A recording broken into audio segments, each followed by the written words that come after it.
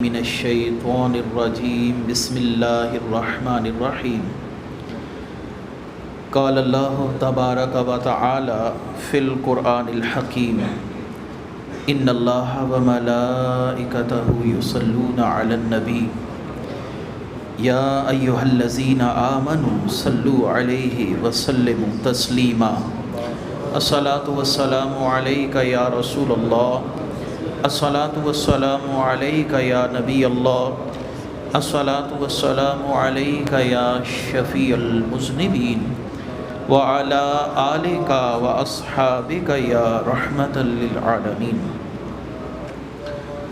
اللہ تعالیٰ کی حمد و ثنا، نبی مکرم جان دو عالم فخر موجودات ہم سب کے آقا و مولا حضرت محمد مصطفیٰ صلی اللہ علیہ وآلہ وسلم اور آپ کے جمیع آل و اصحاب کی بارگاہ ناز میں درود و سلام کے نذرانوں کے بعد انتہائی عزت و احترام کے لائق قاری عبدالخالق زاہد صاحب دامت برکاتہم القدسیہ، محترم المقام قاری نواز عطاری صاحب دامت برکاتہم العالیہ، دیگر معززین علاقہ، سامعین ذی قدر، میرے دینی اور یقینی دوستوں، بزرگوں اور بھائیوں، اور بالخصوص منتظمین محفل، اللہ تبارک و تعالیٰ کا فضل ہے، اس کا شکر ہے کہ اس مسجد میں ایک مرتبہ پھر اللہ تعالیٰ نے ہمیں ختم القرآن کی سعادت عطا فرمائی۔ اللہ تعالیٰ قرآن پڑھنا اور سننا قبول فرمائے۔ قرآن پڑھنا ایک نیکی ہے اور قرآن سننا دو نیکیاں رکھتا ہے۔ یہ یاد رکھیے گا کہ قرآن سننا یہ دو نیکیاں رکھتا ہے۔ ایک حدیث کا مفہوم ہے، پڑھنے والا تو اجر پاتا ہے، جو پیچھے کھڑے ہیں وہ بھی سن کر اجر پاتے ہیں اور دگنا اجر پاتے ہیں۔ بہرحال قرآن کریم فرقان حکیم کتاب لا ریب، اس کو اللہ تعالیٰ نے وہ اعزازی شان اور انفرادی شان دی ہے کہ جو اس کی شان پر لکھی گئی کتابیں ہیں، اور علماء کرام نے قرآن کریم کے حوالے سے اپنی فہم و فراست کی روشنی میں کتابیں مرتب کی ہیں۔ ان میں قرآن کی ایک شان یہ بھی ہے کہ جو اس کو سنتا ہے اس کو حلاوت محسوس ہوتی ہے، اس میں ایک مٹھاس ہے، ایک چاشنی ہے۔ نبی کریم صلی اللہ علیہ وآلہ وسلم آپ مکے اور طائف کے درمیان ایک مقام نخلا ہے، آپ مقام نخلا پر تھے اور قرآن کریم کی کچھ آیات کی تلاوت فرما رہے تھے۔ تو قرآن کریم نے دو مقامات پر اس واقعے کا ذکر کیا ہے، سورہ الاحقاف کے اندر اور سورہ الجن کے اندر۔ وہاں سے گزرنے والے 9 جنات کا ایک گروہ جو یہودی مذہب سے تعلق رکھتے تھے، اور نبی کریم صلی اللہ علیہ وسلم کی جب آواز ان کے کانوں میں پڑتی ہے تو رک جاتے ہیں۔ ایک علاقہ تھا نصیبین، جہاں پر پہاڑ بہت زیادہ تھے، یہ جن اس جگہ کے رہنے والے تھے۔ جب انہوں نے قرآن سنا تو ایک دوسرے سے کہنے لگے، اِنَّ سَمِعْنَا قُرْآنًا عَجَبًا، ہم نے تو ایک عجیب قرآن سنا ہے جو دلوں کو مو لیتا ہے اور دلوں کو اپنی طرف کھینچتا ہے، یہدی الی الرشد، وہ ہدایت کی طرف بلاتا ہے۔ تو رسول کریم نے تو ان کو کوئی تبلیغ نہیں کی تھی، ان کو کسی مبلغ نے سمجھایا نہیں تھا، یہ قرآن کا اپنا ہی اعجاز ہے، سنا اور وہ فوراً قرآن کی طرف مائل ہو گئے اور فوراً ہی مسلمان ہو گئے۔ یہ نبی کریم صلی اللہ علیہ وسلم کے پہلے 9 صحابی جنات تھے جن کا ذکر اللہ تعالیٰ نے سورہ الجن کی پہلی آیات کے اندر کیا ہے، قُلْ أُوحِیَ إِلَیَّ أَنَّهُ اسْتَمَعَ، کہ آپ فرما دیجئے محبوب کہ مجھے اللہ نے وحی کی ہے کہ میری قرات کو جنات نے سنا ہے، اور جنات سن کر رشد و ہدایت کو پا گئے ہیں۔ یہدی الی الرشد، وہ رشد کی طرف ہدایت دیتا ہے، رشد کی طرف بلاتا ہے۔ رسول کریم صلی اللہ علیہ وسلم کی بعثت ہر مخلوق کی طرف ہے، جنوں کی طرف بھی ہے، انسانوں کی طرف بھی ہے، اور ملائک کی طرف بھی ہے، شجر و حجر کی طرف بھی ہے۔ یہی بات ہے کہ نبی کریم صلی اللہ علیہ وآلہ وسلم کے ساتھ ایک اور بڑا دلچسپ واقعہ ایک صحابی کا پیش آیا ہے۔ نبی کریم صلی اللہ علیہ وآلہ وسلم کے یہ صحابی ہیں، ان کا نام سواد بن قارب ہے۔ اب سواد بن قارب جو تھے، ان کے پاس بھی ایک جن تھا، اور وہ جن ان کے ہر کام کو اپنی سر آنکھوں پر اٹھاتا، ہر بات کو مانتا، ہر حکم کو اپنے لیے واجب التکمیل سمجھتا۔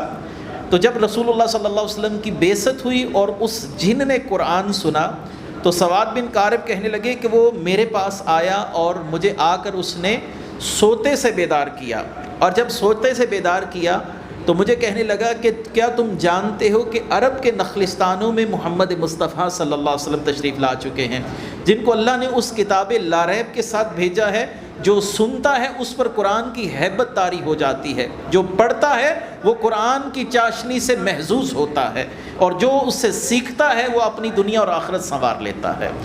سواد بن قارب کہتے ہیں کہ میں نے اس بات کو آیا گیا کر دیا، میں نے اس کی بات کو کوئی توجہ نہ دی۔ اب دوسرا دن پھر آیا اور میں جب اپنے بستر پر آرام کر رہا تھا، پھر وہ آیا اور اس نے مجھے کہا سواد اٹھ جا اور اس نبی کی تصدیق کر لے جو ایک قرآن کے ساتھ آئے ہیں، اور قرآن دنیا اور آخرت کی دولتوں سے مالا مال کر دیتا ہے۔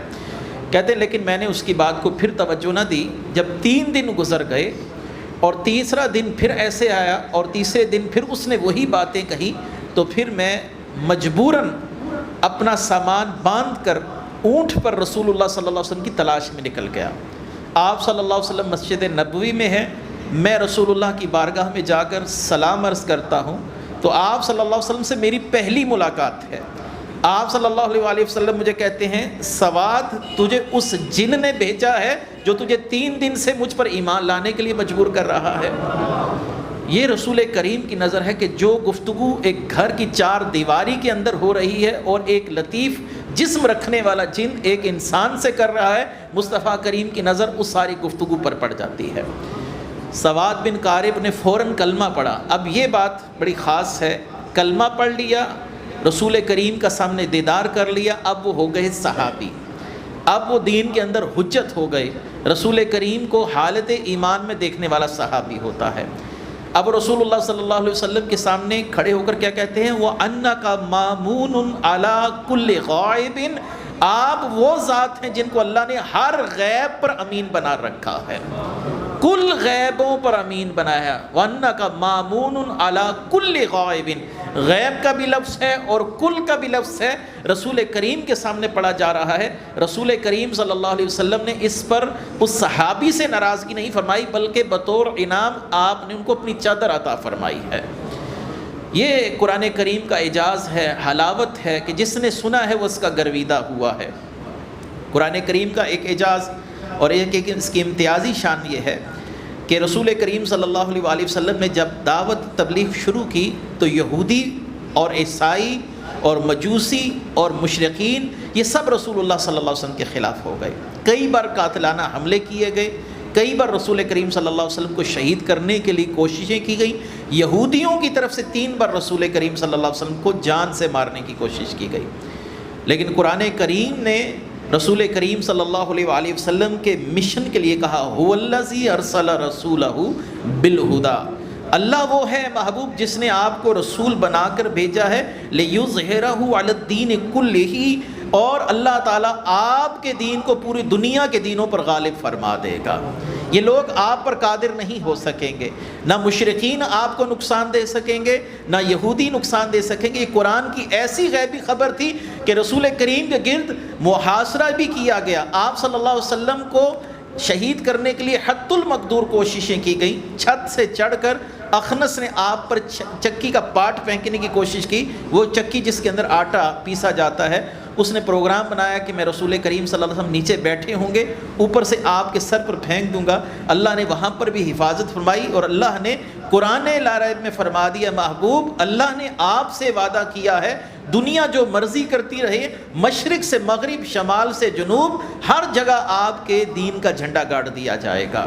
هو الذی ارسل رسولہ بالہدی، یہ غیب کی خبر ہے کہ اللہ نے آپ کو بھیجا ہے اور آپ کے دین کو غالب ہی کرے گا۔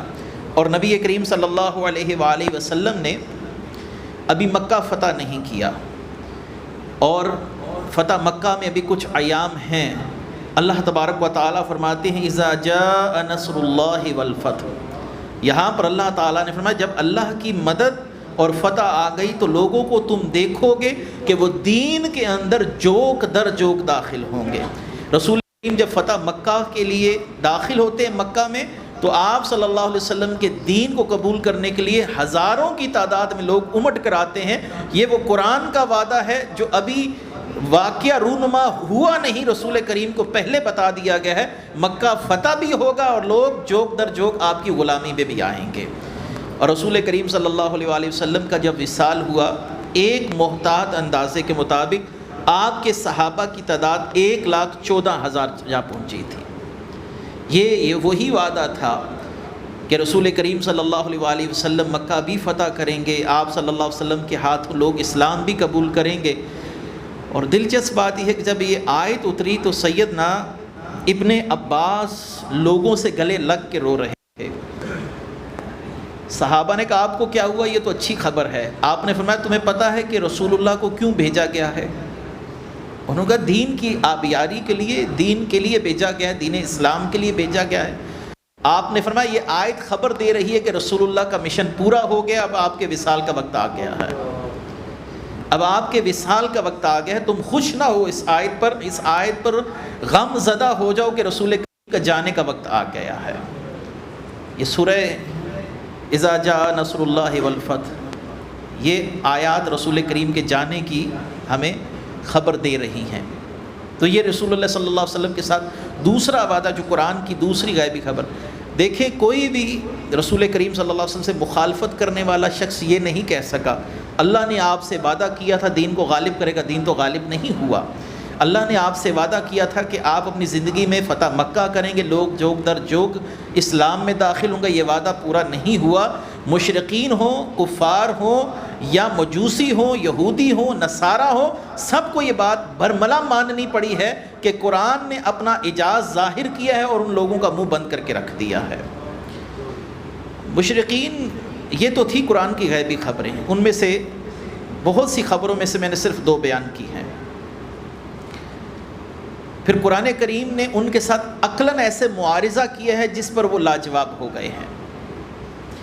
رسول اللہ صلی اللہ علیہ وسلم نے فرمایا اللہ کو ایک مرنے کے بعد دنیا بھی ہے، اس میں حساب بھی ہے، یعنی برزخ کی دنیا ہے، قبر کا حساب کتاب ہے، سزا و جزا ہے، قیامت کا دن ہے، مر کے اٹھایا جانا ہے۔ مشرقین ہنس کر کہتے تھے کہ جب ہماری ہڈیاں بھی برادہ بن جائیں گی پھر کون ہے ہمیں اٹھانے والا؟ جب انسان مر گیا، اس کی ہڈیاں مٹی کے اندر گل سڑ گئیں، پھر ہے کون جو اٹھا سکے؟ اب قرآن نے اس مقام پر ان سے معارضہ کیا ہے، مقابلہ کیا ہے، اور ایسے دلائل کو قائم کیا ہے کہ مشرقین اگرچہ رسول کریم صلی اللہ علیہ وسلم سے حد درجے مخالفت رکھتے تھے لیکن قرآن کی آیات کو سن کر خاموش ہو جاتے تھے۔ سورہ قاف میں اللہ نے فرمایا افعین بالخلق الاول، تو سوچتا نہیں ہے کہ میں نے تجھے 2 نطفوں سے بنایا ہے، ان 2 پانیوں کو ملا کر میں نے ان کے اندر قوت سماعت پیدا کی ہے، قوت بصارت پیدا کی ہے، زبان کے ذائقے چکھنے کی صلاحیت رکھ دی ہے، چلنے پھرنے کی صلاحیت رکھ دی ہے۔ اگر ایک بے جان پانی کو میں ایک انسان کی صورت میں متشکل کر سکتا ہوں تو تیری ہڈیوں کو اٹھانا کون سا مشکل کام ہے؟ یہ وہ بات تھی جس کو سن کر بڑے بڑے جو فصحائے عرب تھے خاموش ہو گئے کہ جب بے جان پانی سے اللہ تعالیٰ پہلی بار تخلیق کر سکتا ہے تو اللہ فرماتا ہے دوسری بار تجھے تخلیق کرنا میرے لیے کون سا مسئلہ ہے؟ اس وقت تو تخلیق ہو چکا، تیری ہڈیاں بھی ہیں، صرف تیرا گوشت جھڑ گیا ہے، ان ہڈیوں کو فقط کن کہوں گا تو فیکون یہ ہو جائیں گے۔ جب وہ بے جان پانی سے انسان بنا لیتا ہے تو بنے بنائے انسان کو کھڑا کرنا اس کے لیے کون سا مشکل ہے؟ جب اس آیت کو مشرقین نے سنا تو قرآن کا معارضہ نہیں کر سکے، خاموش ہو گئے، کوئی جواب نہیں۔ رسول کریم صلی اللہ علیہ وسلم کے پاس عیسائی آئے، کہنے لگے دیکھیں جی بندے کا کوئی تو باپ ہوتا ہے، 1 نمبر نہ ہو تو 2 نمبر تو ہوتا ہی ہے۔ آپ نے فرمایا کہنا کیا چاہتے ہیں؟ انہوں نے کہا جی کہنا یہ چاہتے ہیں کہ عیسیٰ علیہ السلام کو آپ بن باپ کے مانتے ہیں، تو پھر اب یہ بتائیے عیسیٰ علیہ السلام کا باپ کون ہے؟ کبھی کوئی بغیر باپ کے بھی پیدا ہوا ہے؟ آپ نے فرمایا اچھا تم کیا کہتے ہو؟ کہنے لگے جی ہم یہ کہتے ہیں کہ ان کا باپ خدا ہے، اللہ تعالیٰ ہے۔ نبی کریم صلی اللہ علیہ وسلم نے فرمایا بڑی عجیب بات کہی، جس کا باپ نہیں تم نے کہا کہ اس کا باپ خدا ہے۔ اب قرآن کیا کہتا ہے؟ ان مثل عیسیٰ عند اللہ کمثل آدم، اللہ کے ہاں عیسیٰ کی مثال آدم کی طرح ہے۔ اللہ نے کہا کن ہو جا فیکن، وہ ہو گیا۔ رسول اللہ صلی اللہ علیہ وسلم عیسیٰ کا باپ نہیں تو تم نے کہا خدا کا بیٹا ہے، آدم کو کیا کہتے ہو؟ نہ ان کی ماں ہے نہ ان کا باپ ہے۔ قرآن نے پھر معارضہ کھڑا کر دیا ان کے لیے۔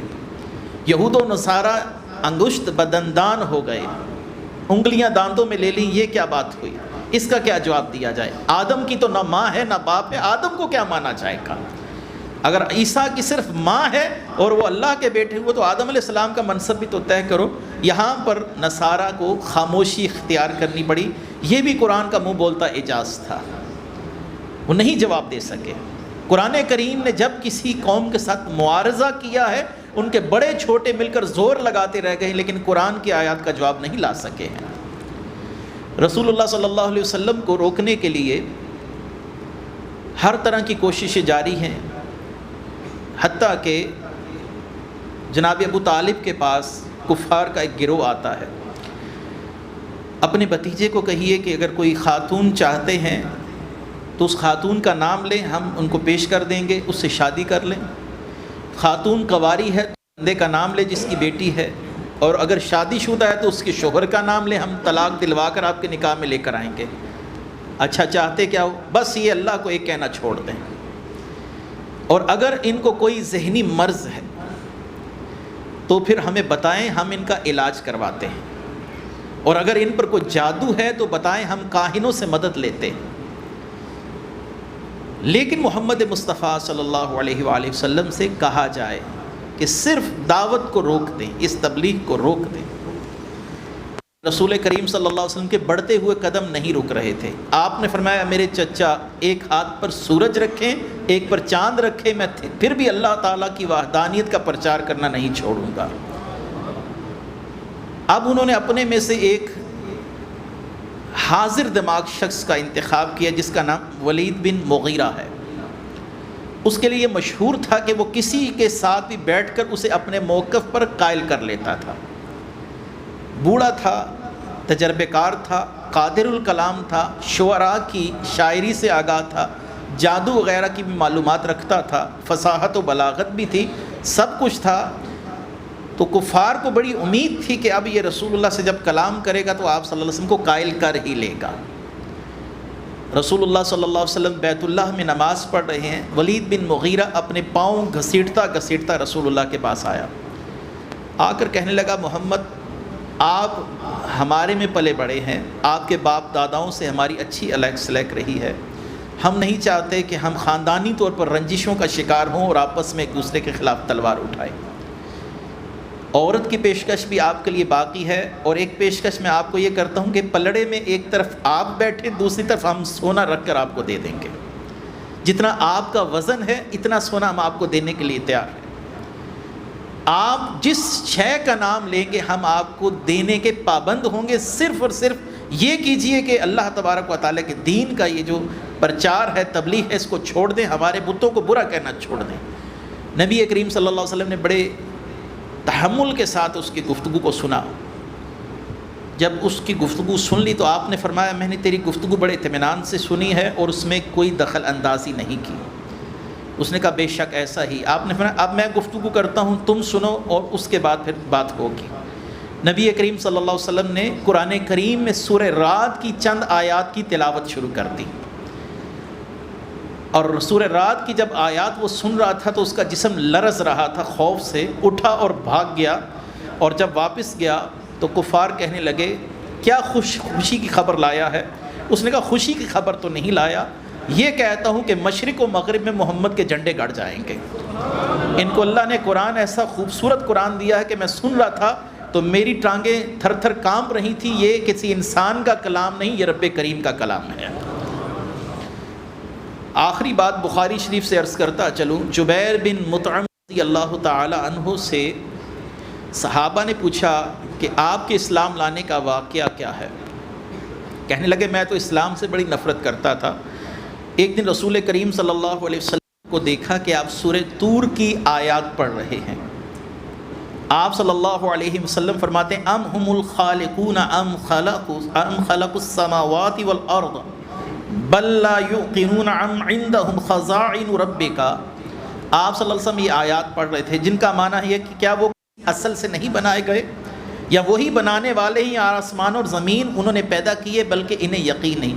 آیت کا مفہوم یہ ہے کہ زمین و آسمان کی تخلیق میں بتوں کا کوئی حصہ ہے تو دکھا دو، یہ تو اللہ نے پیدا کیے ہیں۔ آگے رسول اللہ صلی اللہ علیہ وسلم پڑھتے جا رہے ہیں، جب اس آیت پر پہنچے ان عذاب ربک لواقع، کہ تیرے رب کا عذاب ضرور بر ضرور واقع ہو کے رہے گا۔ حضرت جبیر بن مطعم کہتے ہیں جب میں نے آیات سنی تو دل لرز اٹھا، یہ تو رب کریم کا کلام ہے جو اپنے بندے سے ایسے ہی خطاب فرماتا ہے۔ یہ تو ایک صحابی کی بات ہے، ایک غیر مسلم گزرا ہے جس نے قرآن کے ساتھ معارضہ کرنے کے لیے کتاب لکھی تھی، اور کتاب لکھ کر بڑا خوش ہوا کہ میں نے کتاب لکھ لی، قرآن کا جواب ہو گیا۔ اس نے ایک بچے کو سورہ اخلاص پڑھتے ہوئے سنا، قل هو اللہ احد اللہ الصمد لم یلد ولم یولد۔ تو رک کر سوچنے لگا یہ کلام انسان کا نہیں ہے، یہ رب کریم کا کلام ہے، وہی کہہ سکتا ہے، وہ وحدہ لا شریک، نہ اس سے کوئی جنا گیا نہ وہ کسی سے جنا گیا، نہ اس کی کوئی مثال موجود ہے، نہ کوئی برابری کرنے والا موجود ہے۔ تو قرآن کریم نے اپنے اعجاز سے لوگوں کے منہ کو بند کر دیا، اور اپنی حلاوت سے لوگوں کے دلوں کو مو لیا، اور اپنی ہیبت سے لوگوں کو لرزاں کر دیا۔ رسول کریم صلی اللہ علیہ وسلم کا سب سے بڑا معجزہ قیامت کی صبح تک اللہ تعالیٰ نے فرمایا قرآن کریم ہم نے نازل کیا ہے، اس کی حفاظت بھی ہم ہی کریں گے۔ قرآن کو آج نازل ہوئے تک کم و بیش 1450 سال ہو گئے ہیں، قرآن مجید بالکل ویسے ہی محفوظ ہے جیسے اللہ نے وعدہ فرمایا تھا۔ یہ بھی قرآن کی غیبی خبر ہے، قیامت کی صبح تک انشاءاللہ قرآن محفوظ ہی رہے گا۔ یہود و نصارہ تو اپنی کتابوں کی حفاظت نہ کر سکے، یہ قرآن کا جو خدائی وعدہ ہے کہ محبوب آپ پر اترنے والے قرآن کی حفاظت کا ذمہ میرے ذمہ ہے، آپ صلی اللہ علیہ وآلہ وسلم کو تسلی دے دی گئی۔ اب قیامت کی صبح تو قرآن مجید کے اندر کوئی شخص تغیر و تبدل نہیں کر سکے گا۔ یہ قرآن کریم کا اعجاز، اس کی فصاحت و بلاغت، اس کی حلاوت، اور جب اس کو اپنے پڑھتے ہیں تو ان کے جسموں پر رونگٹے طاری ہو جاتے ہیں۔ اسید بن حضیر فرماتے ہیں کہ میں رات کو قرآن پڑھ رہا تھا، اور جب قرآن پڑھ رہا تھا تو میرے پاس ایک گھوڑا تھا جو بدک جاتا تھا، اور پاس ایک بچہ پنگھوڑے میں تھا۔ مجھے خوف ہوا کہ گھوڑا بدک گیا تو اس بچے کو روند دے گا۔ میں قرآن پڑھنا بند کرتا تھا تو گھوڑا پرسکون ہو کے کھڑا ہو جاتا تھا۔ پھر میں نے قرآن پڑھنا شروع کیا، پھر وہی صورتحال، پھر میں نے قرآن پڑھنا شروع کیا، پھر وہی صورتحال۔ چوتھی بار جب میں قرآن پڑھ رہا تھا تو مجھے آسمان سے سفید چھتریاں جو ہیں وہ اترتی نظر آ رہی تھیں۔